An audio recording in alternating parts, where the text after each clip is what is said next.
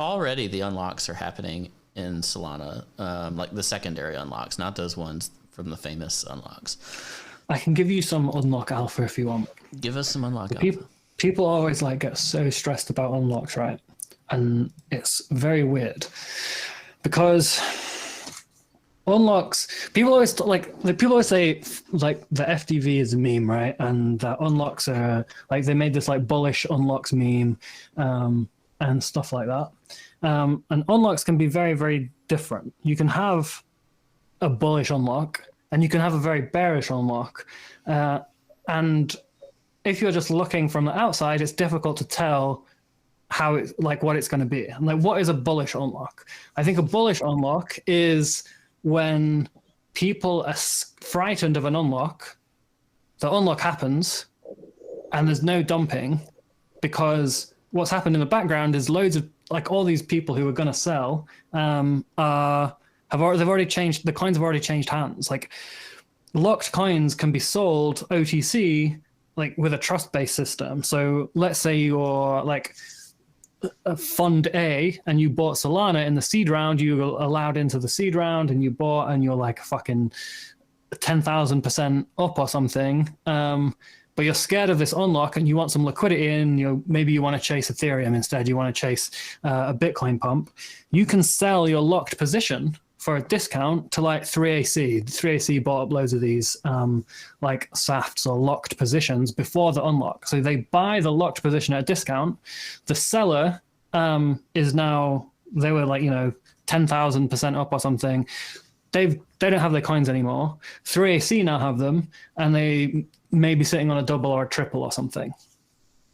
3AC, like, they're not buying to sell the unlock straight away. They're like buying to get a really good entry on this position and hold it. So often on the bullish unlocks, these coins actually change hands before the unlock already. So when the unlock happens, the cost basis is much closer to market price. It's maybe in 1 order of magnitude away instead of 2 or 3 orders of magnitude away. Mm-hmm. Now, a bearish unlock is when the price is high, the volume's low, the FDV is super inflated, but there's like not so much interest in the actual asset itself. So the coins haven't changed hands, and you have a load of people who are desperate to sell. So the missing information, whether an unlock can be bearish or bullish, is like, is the asset itself, does it have like institutional interest? Are there big players that are looking to position in a particular token, and they're trying to buy it from the DAO, they're trying to buy it from other investors that are locked up? Like, is it something that's like more blue chip, or is it something that's just, like some trash? Yeah, it's just like up a lot, and maybe they did like a coin list sale and they've released like a fraction of the float or something. So the FDV is insanely high. So you have like, I think an example is like, I'm not going to say a name because I get in trouble again. Yeah. But like you have like one of these coins where there is virtually zero institutional or smart money interest in buying at the current valuation, or even buying at 10% of the current valuation.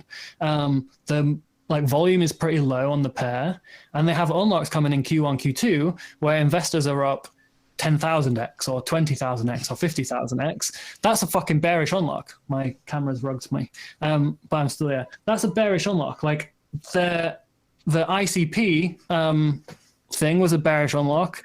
ICP. Yeah, there's a lot of them. It's just like, that is just horrendously bearish. Like there's a bunch of new sellers who have been desperate to sell for ages and couldn't sell to anyone, and they're like they're going to dump it on the market.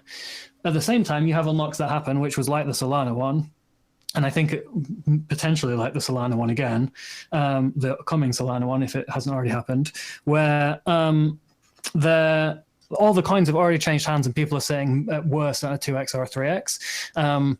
So the only thing that's potentially bearish about that is if there's a major cross-market nuke and there's a bunch of people with newly unlocked coins being like, oh, I can de-risk these now as well. Mm-hmm. But like, I think that's the missing piece of information that people don't look at, is like, have these coins changed hands during the locked period? Did like the seed investors or whatever sell them for a slight discount to other investors who are not sitting on those massive multiples anymore? Someone sells their 1000x for a 500x to A16Z. A16Z is at 2x. They're not selling that position.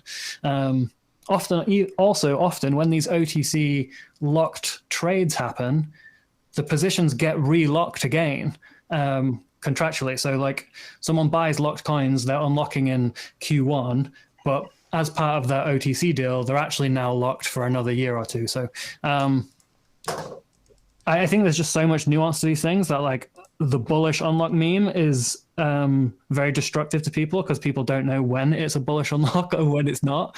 And people thinking unlocks are incredibly bearish can also bait people into selling incorrectly. You just need to know is your asset good or does it fucking suck? That was good. We should clip that or something and make use of it. No, you have to tune in to get them, mate. Oh, okay. You have to sit through 80 drunken episodes. The one with some useful information. Somebody asked me to show Link ETH. I have it saved on my watch list and I can't find it.